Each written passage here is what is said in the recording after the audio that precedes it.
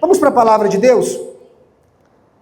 Nós estamos na nossa série em Eclesiastes, a vida debaixo do sol. Interessante porque a gente voltou com a série, demos uma pausa no final do ano para a série Eclesiastes e estivemos pregando algumas coisas que Deus havia orientado ao nosso coração para falar e retornar. Quando nós retornamos num ponto desafiador para falar. Falamos domingo passado sobre dinheiro, qual é o lugar do dinheiro nas nossas vidas, e é importante, e na verdade todas as mensagens que virão desse retorno são mensagens desafiadoras, irmãos. Algumas pessoas me perguntam, pastor, dinheiro, o Djalma acabou de falar sobre generosidade, quanto é que eu devo dar, dízimo, oferta, 10%, o que é tudo isso? Na verdade, irmãos, quando eu paro para pensar sobre essa questão do dinheiro, da nossa mordomia com aquilo que Deus tem nos dado, eu comparo muito bem a um filho que vive sobre a responsabilidade do pai, que o pai sustenta. Então você precisa de tudo que o pai ele possa dar para você viver, para você sobreviver, aquilo que você vai comer, aquilo que você vai vestir. Mas é interessante que quando chega o aniversário do pai, ele vai lá como presente, a entrega para o pai. Em outras palavras, está dizendo o quê? Pai, está aqui um presente, eu comprei com o seu dinheiro. Então o dízimo é só isso, irmãos. É você dar para Deus aquilo que é dele. Então Deus não está pedindo nada, nada é seu, nós apenas administramos, e isso é maravilhoso. Nós falamos isso no domingo passado. Eu quero sintonizar você para a gente entrar no sermão de hoje. Nós somos confrontados sobre essa verdade do dinheiro. Fomos confrontados com uma escolha que todos nós temos que fazer um dia. Ou melhor, nós vamos fazer ao longo da nossa vida. O que nós vamos escolher? É Deus ou o dinheiro? Eclesiastes, na verdade, vai confrontar o nosso coração, porque se nós estamos vivendo somente por aquilo que o dinheiro pode comprar, irmãos, a nossa vida, nas palavras do pregador Eclesiastes, é vaidade. É vaidade. É uma vida tão medíocre, irmãos. E não é porque a vida ela é pequena, não é porque a vida ela se resume a alguns poucos anos dessa terra, que nós vamos transformar a vida em uma vida medíocre. E essa é a conclusão de Eclesiastes. Se nós vivemos somente por aquilo que o dinheiro pode comprar, é vaidade. Então, qual é o segredo? Qual é a chave para isso? Irmãos, não é nem colocar o coração no dinheiro, mas também não é de deixar de desfrutar daquilo que o Senhor nos dá. Tem pessoas que estão colocando o coração no dinheiro, e isso é um erro, é um pecado. Mas tem pessoas que não estão desfrutando daquilo que receberam da parte do Senhor. Ambas estão falhando de acordo com a Escritura. E é interessante a gente observar isso. Estou só resumindo o sermão passado para a gente entrar nesse sermão de hoje. Interessante a gente observar, irmãos, que tem pessoas que não têm falta de nada, mas não têm. Você olha para a vida e não há falta de recursos, mas não tem paz, não tem alegria. Você olha para a vida e tem aquilo que todo mundo quer, mas falta satisfação. E essa é uma das chaves de Eclesiastes. Olha para mim aqui, principalmente você que não estava domingo passado. Deus separou os bens, os recursos, da capacidade de ter prazer neles. Tem pessoas que têm os bens, têm os recursos, mas não tem prazer, não tem satisfação. Sabe por quê, irmãos? Porque não somente os recursos vêm do Senhor, a capacidade de se satisfazer nesses recursos também vem dele. E essa é uma chave para a gente entender por que o pregador ele vai falar tanto sobre dinheiro, que é o que nós pregamos no domingo passado. E o nosso coração só muda em relação ao dinheiro quando nós entendemos o Evangelho. Esse é um convite. Entender o Evangelho nos leva a colocar o dinheiro no seu devido lugar. Irmãos, quando nós somos confrontados com a verdade de que ele era rico e se fez pobre por amor a nós, o Evangelho, ele organiza e coloca o dinheiro no seu devido lugar. Amém? Se você perdeu esse sermão do domingo passado, vai no nosso canal no YouTube e você vai poder acompanhar e com certeza vai abençoar a sua vida. Nós paramos no versículo 9 do capítulo 6, então eu quero ler com você a partir do versículo 10. Eclesiastes capítulo 6, versículo 10. Nós vamos ler até o 7, versículo 14.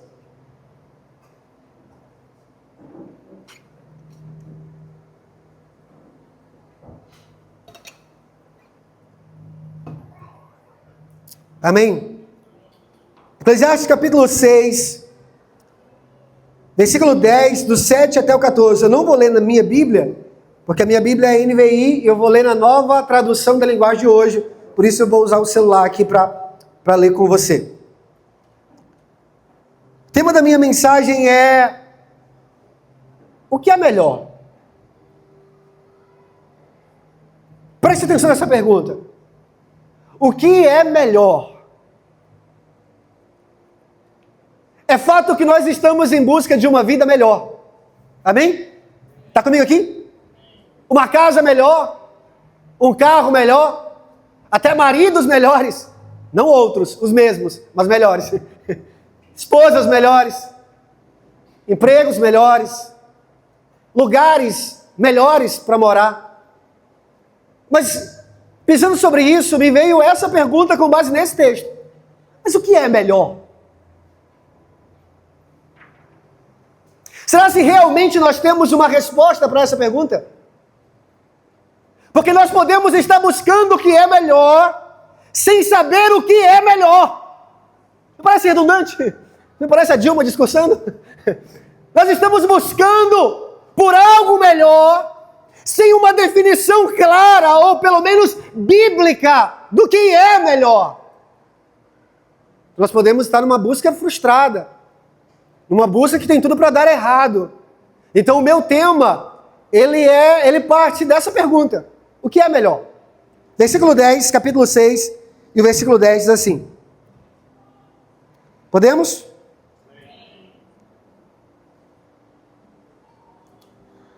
Tudo que se passa neste mundo já foi resolvido há muito tempo.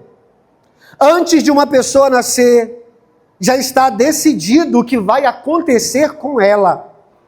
E nós sabemos que não podemos discutir com quem é mais forte do que a gente. Uma coisa é certa: quanto mais falamos, mais tolices dizemos. E não ganhamos nada com isso. De fato, como é que podemos saber o que é melhor? Olha a pergunta. Olha a pergunta, irmãos. Chegou na pergunta X da questão. De fato, como é que podemos saber o que é melhor para nós nesta vida de ilusões? Vida que passa como uma sombra. Como podemos saber o que vai acontecer na terra depois da nossa morte? Capítulo 7, versículo 1. Ele vai fazer uma lista, com base nas suas experiências, nas suas análises da vida debaixo do sol. O que é melhor? Versículo 1 ele começa dizendo: o nome limpo é melhor, ou vale mais, do que o perfume mais caro. E o dia da morte é melhor do que o dia do nascimento. É melhor ir a uma casa onde há luto, do que a uma casa onde há festa. Pois onde há luto, lembramos que um dia também vamos morrer. E os vivos nunca devem esquecer disso. Isso. A tristeza é melhor do que o riso, pois a tristeza faz o rosto ficar abatido, mas torna o coração compreensivo. Quem só pensa em se divertir é tolo. Quem é sábio pensa também na morte. É melhor ouvir a repreensão de um sábio do que escutar elogios de um tolo. A risada dos tolos é como estalos de espinhos no fogo. Não quer dizer nada. Versículo 7. Quando o sábio usa a violência, ele se torna tolo. Quem aceita suborno estraga o seu caráter. O fim de uma coisa vale mais do que o seu começo. A pessoa paciente é melhor do que a orgulhosa. Controle sempre o seu gênio. É tolice alimentar o ódio. Nunca pergunte por que será que antigamente tudo era melhor. Há uma dose de saudosismo, sabe? O passado era melhor. A igreja que eu participava antes era melhor. Meu pastor era mais bonito. Mentira. Isso com certeza é mentira. Mas nós vivemos muitas vezes a vida em um saudosismo desenfreado. Passado era melhor. Na década de 70 era melhor. Não, irmãos, preste atenção. Versículo 10. Nunca pergunte por que será que antigamente tudo era melhor. Essa pergunta não é inteligente. Todos neste mundo devem ser sábios. Ter sabedoria é tão bom como receber uma herança. A sabedoria é melhor do que o dinheiro. Meu Deus, tão contracultural isso, né? A vantagem da sabedoria é que ela conversa com a vida da gente, conserva a vida da gente. Pense no que Deus faz. Quem pode endireitar o que Ele fez torto? Quando as coisas correm bem, fique contente. Quando as dificuldades chegarem, lembre-se disso. É Deus quem manda tanto a felicidade como as dificuldades. E a gente nunca sabe o que vai acontecer amanhã.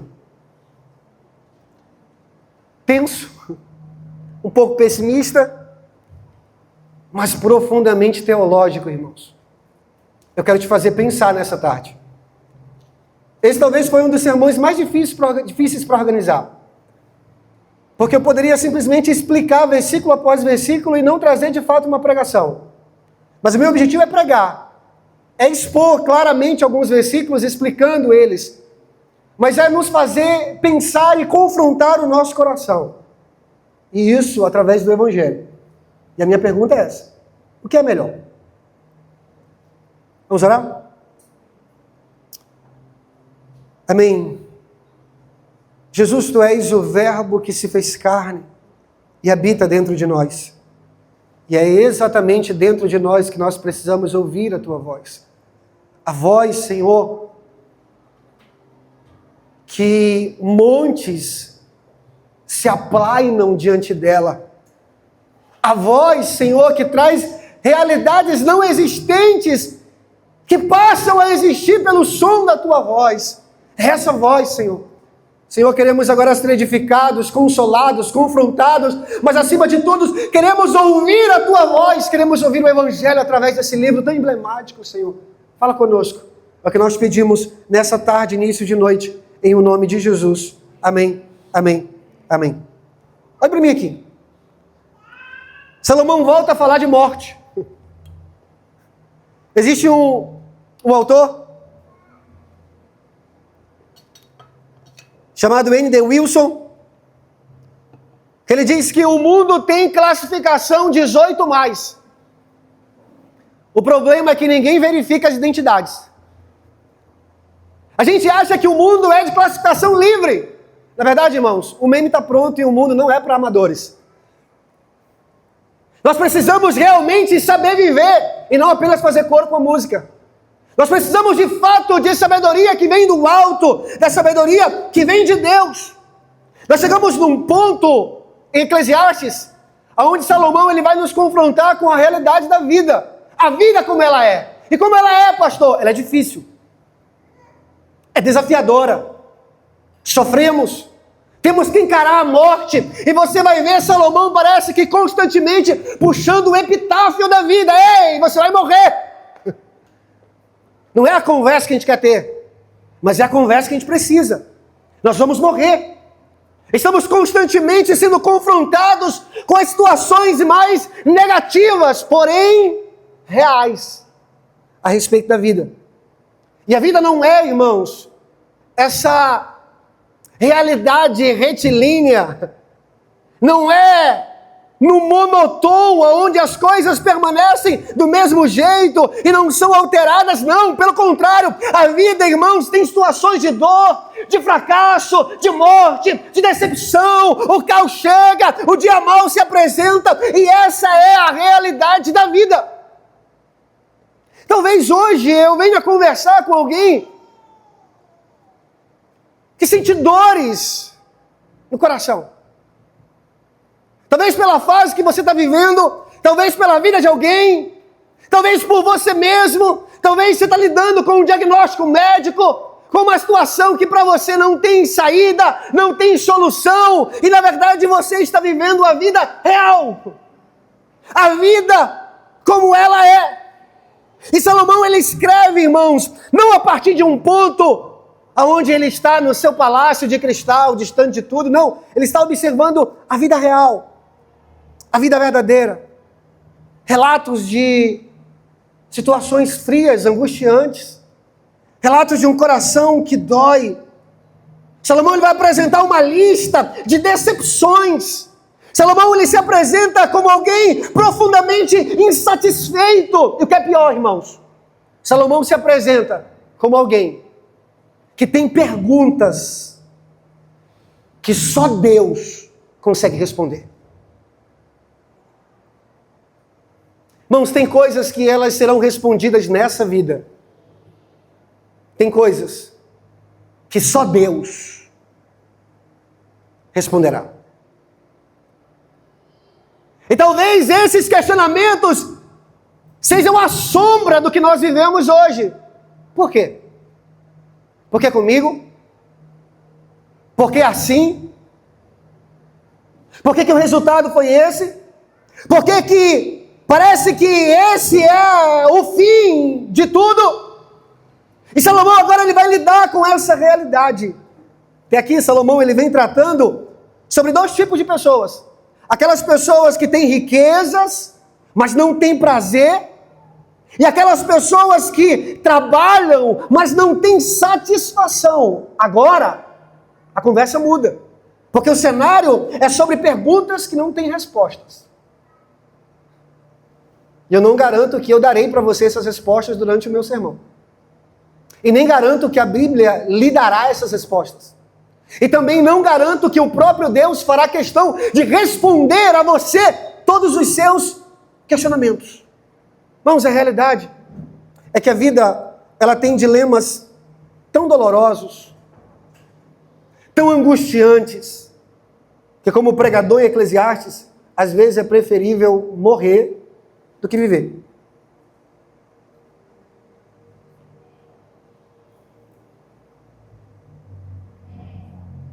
E repetidas vezes ele vai trazer essa metáfora, essa ilustração.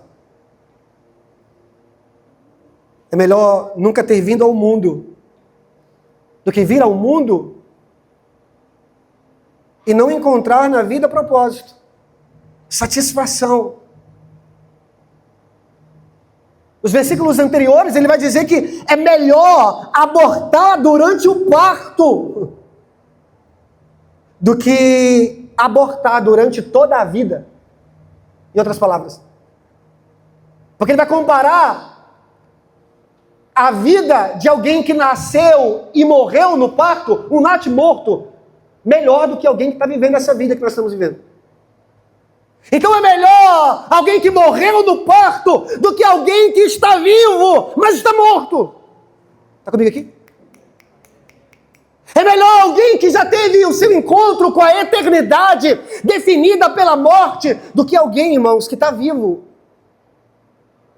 Mas tudo aquilo que ele faz, tudo aquilo que ele constrói, tudo aquilo que ele é um aborto. Nada se resume mais do que a morte.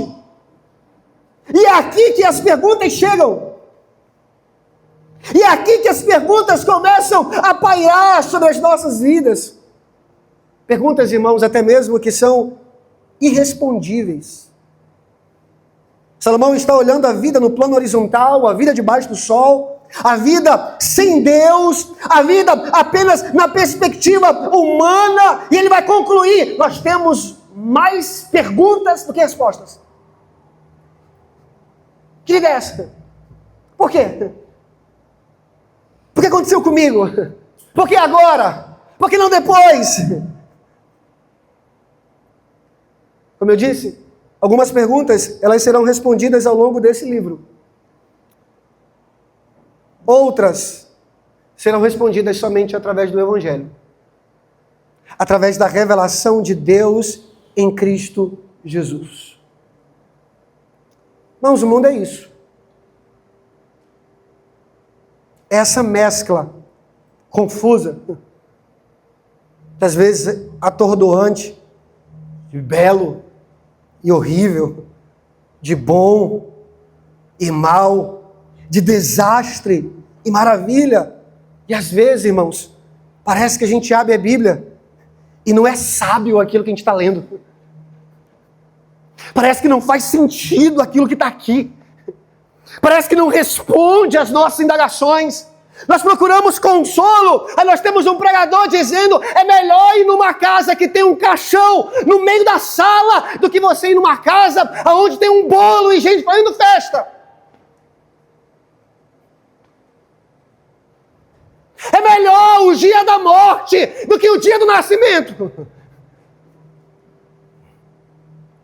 É melhor alguém que está triste e está pensando na vida do que alguém que está sorrindo e não está refletindo, que está caminhando para a morte. Faz sentido para você? Faz sentido que a exposição é real? Faz sentido que Salomão está falando da nossa vida? É por isso, irmãos, que a idade é 18 mais. A gente precisa aprender a viver. Então a primeira indagação da minha exposição é essa: o que é melhor, irmãos? E ele faz isso no versículo 12. De fato, capítulo 6, versículo 12, ele vai dizer: de fato, como é que podemos saber o que é melhor para nós nesta vida de ilusões? Deixa eu voltar com a minha introdução. Olha para mim aqui, não tire os olhos de mim. O que é melhor, irmãos? A pergunta que tanto nos fascina. O que é melhor? Todos nós queremos o melhor. Mas será se sabemos realmente o que é melhor? Olhe para mim aqui, não tire os olhos de mim, por favor, que esse é um ponto central no meu sermão. A conclusão que nós chegamos através do Evangelho é que sem Deus o homem não sabe o que é melhor. Vou repetir. A conclusão que o Evangelho traz é que sem Deus o homem não sabe o que é melhor para si mesmo. Irmãos, quantas orações que nós fizemos e Deus não respondeu, e a gente achava que a resposta positiva de Deus seria o melhor para nós. Quantos projetos, quantos planos fracassados, quantos sonhos adiados, quantas frustrações que chegaram e nós pedimos para Deus: Deus, não quero, Deus, passa de mim, Deus, procura outro para viver isso aqui, não é para mim. A pergunta é, irmãos, será que nós realmente sabemos o que é melhor à luz do Evangelho de Jesus Cristo? Por quê, pastor? Porque a conclusão do capítulo 6 vem em tom amargo. Como assim? O ser humano caído não sabe o que é melhor para si. Irmãos, essa é uma ferida existencial do coração do homem. Buscamos o melhor, mas sem Cristo não sabemos o que é melhor. Achamos que o salário melhor resolve, o salário maior resolve. Achamos que o emprego em outra empresa resolve. Achamos que um outro relacionamento resolve. Achamos que é um monte de coisa a gente acha e acha que é melhor. Irmãos, veja Salomão conversando conosco como um pai conversa com um filho. Ele quer almoçar o quê, irmão? Chocolate. Oxi, é claro. E se o refri lá é liberado, o chocolate com refri. Aí o pai vem e fala assim: não, brócolis é melhor. Cadê os adultos aqui? Verdura é melhor, proteína é melhor, come feijão, menino, porque é melhor. Ei, a gente sabe isso aqui e é fácil ensinar a criança, mas quando nós adultos entramos na vida real e temos que escolher aquilo que é melhor, nós precisamos fazer a pergunta: será se nós sabemos o que é melhor para nós? Alguém comigo aqui? Eu espero não estar falando de de conjecturas, de explicações sem sentido, irmão. A pergunta de Eclesiastes, irmão, ela ecoa em toda a experiência humana. Porque nós buscamos a melhor carreira, o melhor relacionamento, a melhor experiência, o melhor lugar para morar, a melhor versão de nós mesmos, a melhor vida. Mas Eclesiastes, ele revela algo desconcertante. O problema não é apenas que nós ainda não encontramos o melhor. O problema é que nós não sabemos reconhecer o melhor quando ele aparece. O problema, ele é teológico antes de ser intelectual.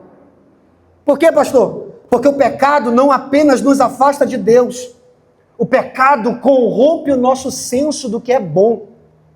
Olha para mim aqui, irmãos. Não é apenas você calcular aonde você vai ganhar mais.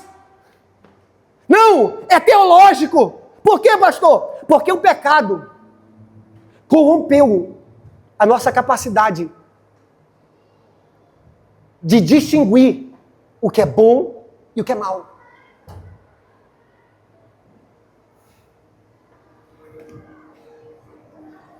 O pecado, irmãos, danificou a parte do sistema onde nós escolhemos o que é melhor.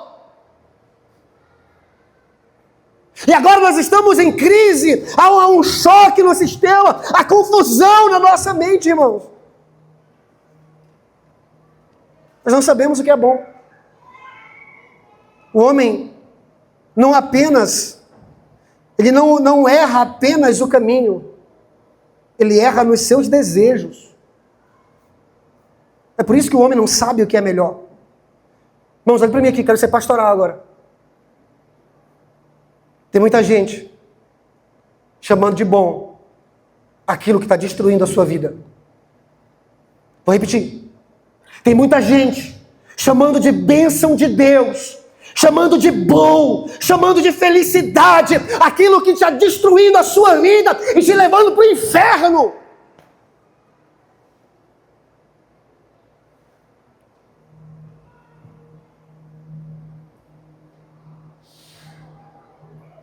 Eu lembro que um dia uma amiga minha mandou um WhatsApp para mim. Mandou uma foto. Até tenso falar isso, né? Mandou uma foto grávida, barriga. Estranhei, porque eu não havia visto nada que ela havia casado. A legenda da foto. Queria compartilhar com você. Estou vivendo a melhor fase da minha vida. Estou grávida. Como assim? Peraí, aonde que... Estou falando de crente, gente crente. Aonde que negócio... Não, mas é a melhor fase da minha vida. Eu estou vivendo a realização dos meus sonhos.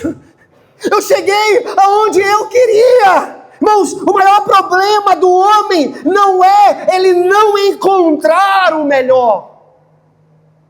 É ele não saber o que é melhor. O que é melhor? Essa é a minha pergunta. Vou voltar nisso aqui. O que é melhor? Depende. Depende do quê? Depende do ponto de vista. Depende do que você gosta. Depende do que nós definimos como melhor. É por isso que Salomão ele nos apresenta uma lista que a gente não consegue entender, irmãos. Por quê, pastor? Olha a lista do cara. 6:9. Melhor é se contentar com o que se tem do que viver desejando o que não se tem. What? 7:1. A boa fama é melhor do que um unguento precioso. Que isso? O dia da morte é melhor do que o dia do nascimento. Quando? Me explica. Ir a um funeral é melhor do que se entupir de comida em uma festa. Opa, acho que você não entendeu, Salomão. Bora inventar um apelido para Salomão? Saloca, alguma coisa assim. Salô. O salo. Melhor é a mágoa do que o riso. Eu acho que você não está entendendo bem. Porque eu estou querendo ser feliz. Eu só quero... Nessa época. Melhor é ouvir a repreensão do sábio. Presta atenção, irmão. É melhor ouvir a repreensão do sábio do que a canção do insensato. Eu prefiro alguém pegando no meu pé quando eu estou errado do que alguém batendo palma e eu indo para o inferno. Não, acho que você não está entendendo. É melhor ser paciente do que arrogante. Irmãos, olha aqui. Essa é a lista de um cara que está observando a vida debaixo do sol, sem Deus, apenas a realidade. Provérbios, escrito por Salomão, ele diz o A mais B. Se você fizer isso, Deus vai te dar aquilo. Mas na vida real, Eclesiastes, não é bem assim. Porque às vezes você faz A e não vai ter C como resultado. Essa é a indagação. O justo, o cara que é bom, o cara que é honesto, muitas vezes é o mais prejudicado. Vida real. A vida como ela é. Década de 90. Só quem é mais velho sabe, né? Viu esse programa. Vamos, a gente poderia ir daqui e direto para o Evangelho. Por quê, pastor? É simples. O que é melhor? Melhor é Cristo. Não? Ninguém? Fazer o quê? Eu creio. O que é melhor? Melhor é Cristo. E o resto? É névoa. É vapor. É vaidade. É nada de nada. Mas não é esse o caminho que o pregador nos leva, irmãos. Parece que ele não está pronto para apresentar para mim e para você o Evangelho. Em vez disso, o que ele faz? Ele fala, ei, eu estou te mostrando a vida como ela é. Para que no meio da vida real, no meio do caos da sua vida, no meio da morte da sua vida, no meio das suas perguntas sem respostas, há um Deus que criou os céus e a terra. E Ele se importa com você. Irmãos, Salomão ele apresenta a vida real para a gente sintonizar a nossa vida e agora conseguir olhar para Deus. Como assim, pastor? Olha o versículo 10 do capítulo 6. Como é que você vai lutar contra alguém mais forte? Irmãos, quem é mais forte? Quem é mais forte? Como é que você vai lutar contra alguém mais forte? Quem é mais forte? É Deus! Salomão está puxando eu e você. Ei, olha para Deus! Ei, olha para Deus! Ei, olha para Deus! Esse é o ponto de partida. Olhe para a vida não do ponto de vista humano. O que é normal para mim e para você, porque nós somos humanos. Sim, essa vida humana, essa vida real, nós sofremos decepções. Temos perguntas que não serão respondidas. Mas entenda, o propósito é nos fazer olhar para Deus. Alguém comigo aqui, irmãos? Algumas perguntas das nossas vidas talvez sejam respondidas até o final dessa série em Eclesiastes.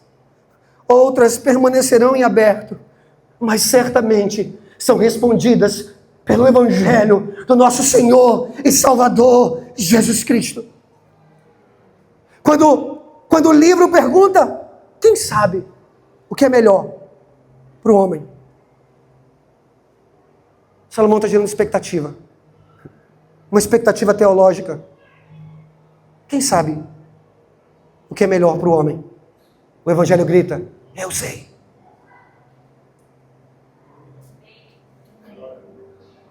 Quem sabe o que é melhor para você? O Evangelho grita, eu sei. Quem sabe o que é que precisa acontecer com você para de fato mudar, transformar completamente a sua vida? O Evangelho grita, eu sei. Eu sei. Eu sei. É Cristo. Cristo não apenas sabe o que é melhor. Ele não apenas ensina o que é melhor. Ele é o melhor. É por isso que nós podemos declarar com confiança que nós não estamos à espera do melhor de Deus, porque o melhor de Deus já veio, o melhor de Deus já se encarnou, o melhor de Deus já esteve entre nós, morreu numa cruz e ao terceiro dia Ele ressuscitou. Ele não veio apenas nos ensinar o que é melhor. Ele veio como o melhor para nós, antes de ser algo que eu preciso fazer. É um presente que eu preciso receber. Aleluia! Aleluia! Irmãos, o Evangelho redefine o que é melhor. Nas palavras de Moisés, eu já era um homem feito, mas eu recusei ser chamado filho da filha de Faraó, preferindo ser maltratado junto com o povo de Deus, a usufruir os prazeres transitórios do pecado, porquanto eu via Cristo, e Cristo era mais rico do que todos os tesouros do Egito. Um dia, Pedro vai dizer, eu ouvi um sermão dele, me deu vontade de ir embora. Mas quando eu pensei em colocar o primeiro pé na frente e ir embora, o meu coração disse outra coisa: para onde eu irei? Porque só Ele tem as palavras de vida eterna. Eu sei o que é melhor. Aí tem um homem, baixo, alguns dizem que manco das pernas, cabeça um pouco grande, cego de um lado do olho, calvo, feio, que dói. Mas um gigante na fé, dizendo, se tem alguém que poderia se orgulhar, esse alguém seria eu. Mas até um dia, que esse judeu me encontrou numa estrada. Agora eu olho para tudo aquilo que eu tinha e eu considero como um lixo, como um esterco, como as fezes de um animal, ou até mesmo de um ser humano, por causa da grandeza, da sublimidade, da magnitude, do poder, do extraordinário valor que eu vi em Cristo Jesus. Assinado o apóstolo Paulo. O melhor é uma pessoa. O melhor é Cristo. Cristo é o melhor que o homem... Olha para mim aqui, irmão, pelo amor de Deus. Eu não posso só declarar isso aqui abruptamente. Cristo é o melhor que o homem não buscaria, a menos que ele seja afetado pelo Evangelho. Cristo é o melhor, mas nenhum ser humano que não foi afetado pelo Evangelho vai vê-lo como algo de grande valor.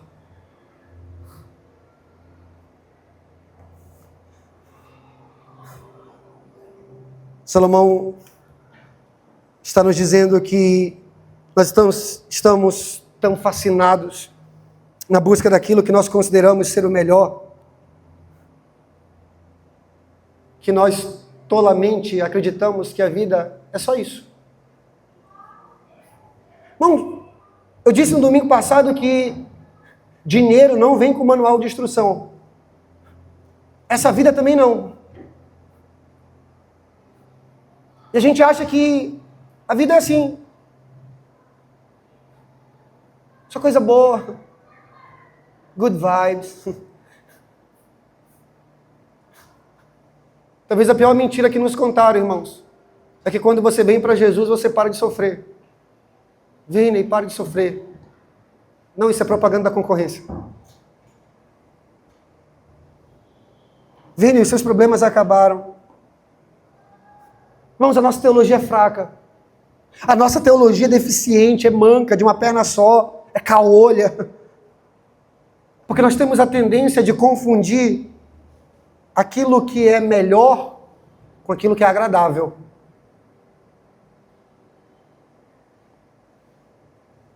Se não for agradável para mim, é porque não é de Deus. Se tira da minha zona de conforto, Deus não está nesse negócio. Começou a ficar difícil, significa que não é de Deus para mim. Mas quem disse que o melhor é sempre agradável? Vai lá na UPA doente, precisando tomar uma bezetacil. Juliana faz terapia toda vez que vai lá em casa. Mano, não gosto nem de tomar vacina de gripe. Que agulha é pequena, né? Ô, irmão. Mas quem disse que tudo aquilo que é bom para nós é sempre confortável? É sempre agradável? Mas a nossa teologia nos ensinou isso, irmãos. Nós temos a tendência de confundir o bom com aquilo que é agradável. Nós achamos que o favor de Deus por nós, não, Deus me ama, prova. Ele não me deixa adoecer, Ele não me deixa ficar triste, Ele não me deixa ter problema financeiro. Não, mentira! Não é, irmãos. Qual é a certeza do Evangelho? É que tanto o bem quanto o mal vem das mãos de Deus. E no fim, tudo isso vai corroborar para o seu propósito. Irmãos, dificilmente a gente encara a vida como ela é, a vida completa, olhando o agradável e o desagradável. Irmãos, quando a gente vê as coisas boas acontecendo, a gente olha para Deus e fala assim, Deus é bom. Bom. E quando a gente vê as coisas ruins acontecendo, a gente olha para lá e fala assim, a gente é mal. Essa é a realidade. Essa é a realidade. As coisas boas da vida revelam o caráter, a bondade e a misericórdia do Senhor. As coisas ruins da vida, irmãos, estão mostrando para mim e para você cada vez mais a nossa maldade. Quanto nós somos pecadores, o quanto nós precisamos de Jesus. Sabe o que nós nos esquecemos? Olha para mim aqui. Nós nos esquecemos que Deus usa coisas ruins e desagradáveis para a sua glória. Irmãos, todos os discípulos tentaram tirar Jesus do caminho da cruz. Não, Jesus. Não está fechando a conta. Agora que a nossa revolução começou e você morrer, ser crucificado, Jesus tentando ensinar para eles, é assim que o meu Pai será glorificado. Vamos, preste atenção. A glória do Evangelho brilha como um diamante no pano de fundo mais escuro da nossa vida. É no caos da nossa vida que nós vemos as glórias desse Jesus brilhar. Jesus estava pensando, se ouvindo de Jesus. Porque Jesus grita não, ele cumpre as palavras do Salmo 22 na cruz, dizendo, Deus meu, por que me desamparaste? Deus e Deus, que sempre existiu, que sempre foram um, agora estão separados.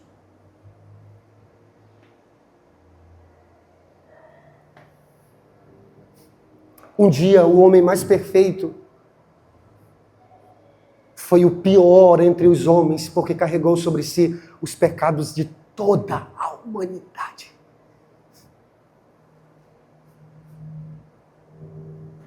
Deus usa coisas ruins para a sua glória.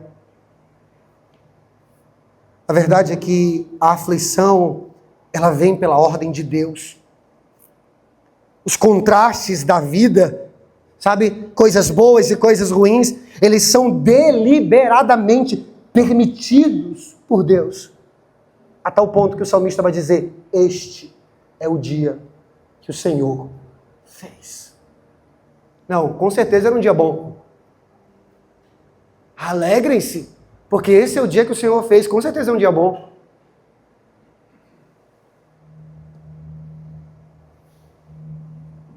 Irmãos, para a gente caminhar para finalizar.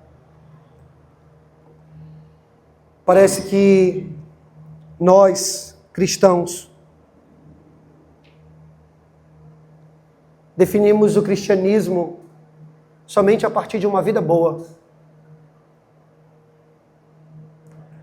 E não nos importamos muitas vezes se essa vida boa ela é sem Deus.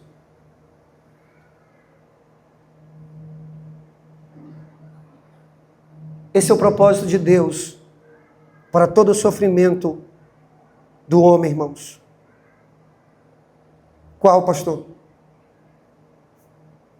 Que as pessoas estejam mais contentes com Deus do que satisfeitas com esse mundo. É por isso que Deus permite o sofrimento. É por isso que o próprio Deus, ele brilha no pano de fundo da nossa dor, dos nossos vales, das nossas angústias. E se nós não transmitirmos que Deus, ele é a razão, ele é o objetivo da nossa alegria, mesmo no meio do sofrimento, então para que sofrer? Nós sofremos como qualquer outra pessoa. O sentido do sofrimento é esse, irmãos. Deus vale mais. Deus vale mais. Deus vale mais. Deus vale mais. Deus vale mais. Deus vale mais. Deus vale mais. Deus vale mais. Irmãos, à luz da eternidade, nem sempre o que é melhor é agradável. Mas todas as coisas cooperam para o bem daqueles que amam a Deus. C.S. Lewis, um dos meus autores preferidos, ele vai dizer que Deus, ele sussurra nos nossos prazeres. Ele fala em nossa consciência, mas ele grita no nosso sofrimento. Esse é, Lewis vai dizer, o megafone de Deus para despertar um mundo surdo. Deus nos permite sofrer, irmãos, para que claramente nós possamos ouvir a sua voz. E eu vou mais além. Deus muitas vezes nos permite sofrer, porque existe um mundo surdo à nossa volta, e quando Ele nos vê passar pelo sofrimento, vivendo para a glória de Deus, vendo Deus mais valioso do que qualquer outra coisa, irmãos, há um cenário para pessoas serem salvas pela nossa dor, por causa do nosso sofrimento. 2 Coríntios 4, 17 e 18, pois os nossos sofrimentos leves e momentâneos produzem para nós uma glória eterna que pesa mais do que todos eles. Romanos 8, 18, considero que os nossos sofrimentos atuais não podem ser comparados com a glória que em nós será revelada. Romanos 5, 3 a 5, nos gloriamos nas tribulações, sabendo que a tribulação produz perseverança, a perseverança, experiência, e a experiência, esperança. 1 Pedro 4, 12 a 13, amados, não estranhem a ardente provação que vem sobre vocês para os testar, alegrem-se à medida que participam dos sofrimentos de Cristo. Filipenses 1, 29, pois a vocês foi dado o privilégio de não apenas crer em Cristo, mas também de sofrer por Ele. Existe uma pastora na cidade de Pinheiro. O nome dela é Thalita. Irmãos, aquela mulher desafia a minha fé. Eu não sei, já perdi as contas. Ela sempre compartilha isso como testemunho. Já foram mais de uma dezena de cirurgias. Ela adquiriu um câncer no rosto. Perdeu parte do rosto, parte do nariz, perdeu um olho, parte da boca, ela usa uma prótese aqui. Irmãos, aquela mulher, ela é incansável no reino de Deus. Um dia o pastor, todo se sentindo constrangido pela situação, quimioterapia, viagens, faz rifa para levantar recursos, para fazer cirurgias, próteses e um monte de coisa, e a mulher liderando célula, discipulando pessoas, pregando, pastoreando, irmãos. E um dia o pastor olhou para ela e falou assim: minha filha, eu acho que é bom você me entregar as células que você pastoreia, para que você possa tratar da sua doença. Ela olhou para ele e falou assim: quem o Senhor pensa que é para tirar aquilo que Deus me deu? Um dia ela fez uma postagem no Instagram e eu não resisti, tive que comentar. Eu disse, Talita, algumas pessoas glorificarão a Deus por meio de doenças que foram curadas. Você glorifica a Deus porque se mantém fiel mesmo em meio à dor.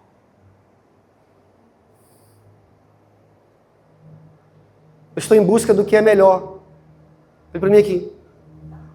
Isso não quer dizer que o melhor sempre será agradável. Mas se essa vida é uma curta preparação para uma longa eternidade, então tudo importa. Coisas boas e coisas ruins. Mas ele não nos deixa sem questionar. Esse é meu último ponto. Olha o versículo 12. Quem sabe o que é bom para o homem durante os poucos dias de sua vida? 6:12. 6:12.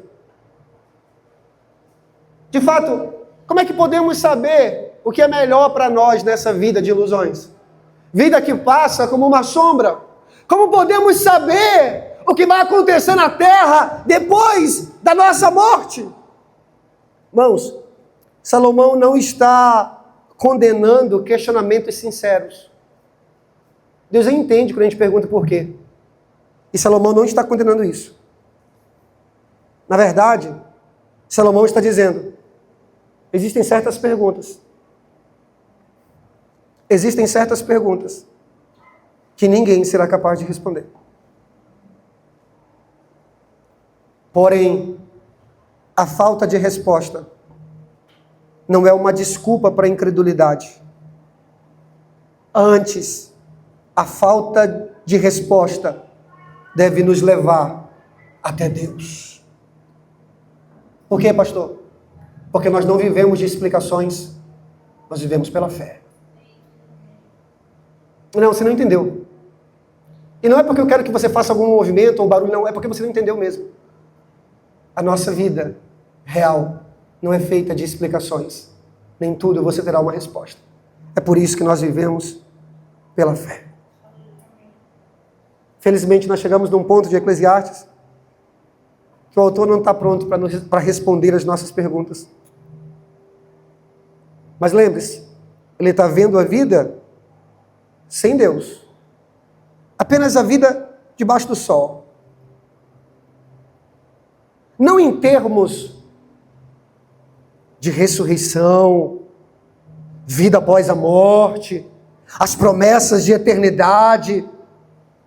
O pregador não tem essas respostas. É por isso que ele não vai nos dar. Mas o Evangelho tem. E qual é a resposta do Evangelho, pastor? Essa vida, irmãos, não é tudo que existe. E Jesus provou isso quando ele morreu e ressuscitou. Salomão, ele não sabia, mas pela ressurreição nós sabemos. A resposta é Jesus. O Evangelho é a resposta de Deus para as perguntas de Eclesiastes. Como assim, pastor? Quem sabe o que é bom para o homem durante os poucos dias da sua vida que ele passa debaixo do sol? Deus sabe.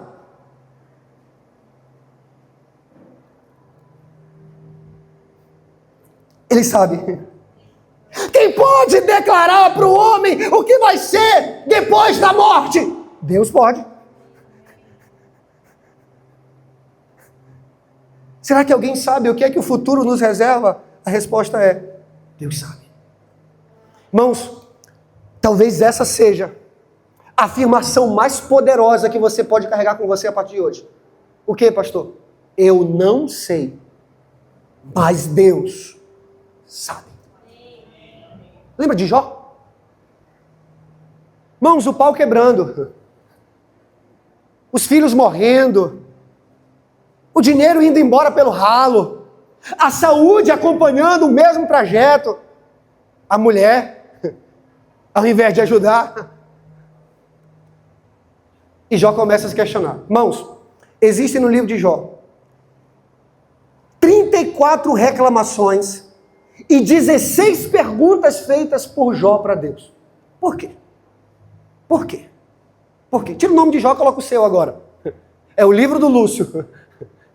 Por quê? Por quê? Por quê? Irmãos, há um silêncio ensurdecedor no livro de Jó. Porque o cara sofre e Deus não fala nada. Passam-se 38 capítulos e Deus em silêncio. No 38º, Deus começa a falar. Opa, agora ele vai responder.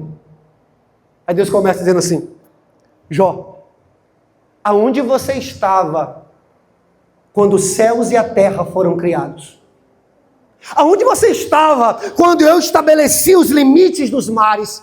Aonde você estava? Aonde eu coloquei as estrelas no firmamento? Irmãos, Jó faz 34 queixas, 16 perguntas. Deus responde com 70 perguntas.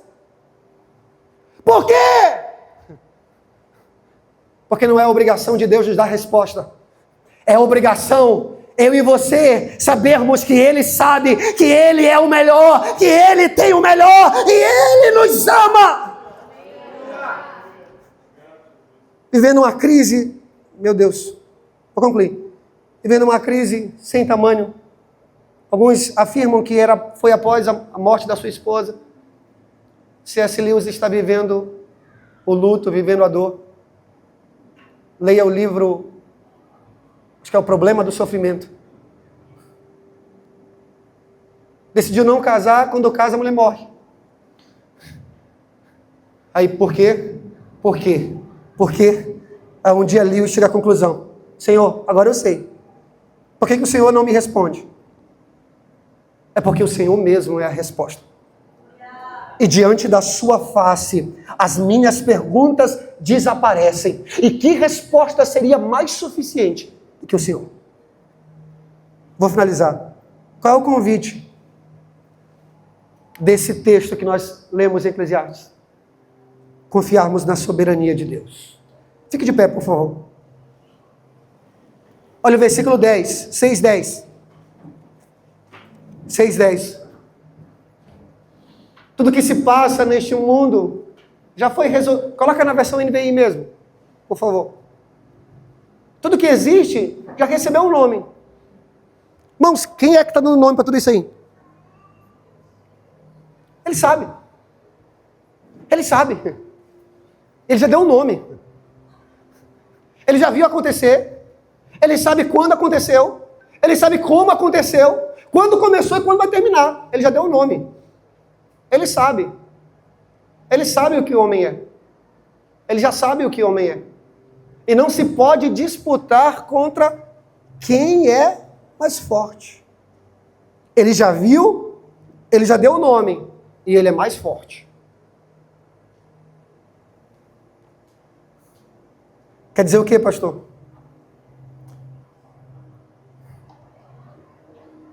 Por que coisas ruins acontecem com pessoas boas? Irmãos, Deus sabe. E Deus é Deus. E Ele é bom mesmo quando a vida é ruim. Eu só quero corrigir você. Coisas ruins acontecendo com pessoas boas só aconteceu uma vez na história. No Calvário.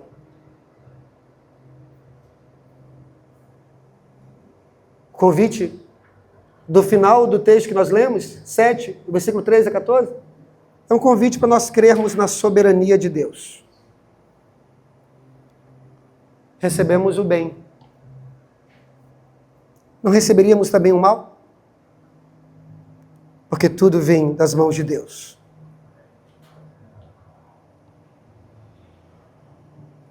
Queria esboçar mais esse detalhe da soberania de Deus. Mas esse é o convite de Eclesiastes. Quem sabe o que é bom para o homem? O pregador está dizendo.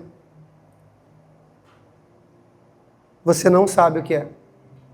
Você não. Porque você não enxerga o fim da história. Mas tem alguém que enxerga. Lembra do primeiro versículo do capítulo 7? Coloca para mim, por favor, Cris.